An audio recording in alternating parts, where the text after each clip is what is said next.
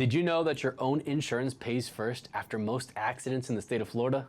Personal injury protection is required in Florida and helps pay for your medical expenses and lost wages after an accident, regardless of who caused it. Generally, it pays 80% of covered medical expenses and 60% of lost wages, subject to your policy limits and Florida law. You're driving on I-4 during your morning commute to work, when another driver suddenly rear-ends you on stop-and-go traffic. Suddenly your neck and your back begin to hurt that afternoon, so you visit a doctor the next day. Although the other driver caused the accident, your own PIP coverage begins paying eligible medical expenses and a portion of your lost wages while the insurance companies determine liability.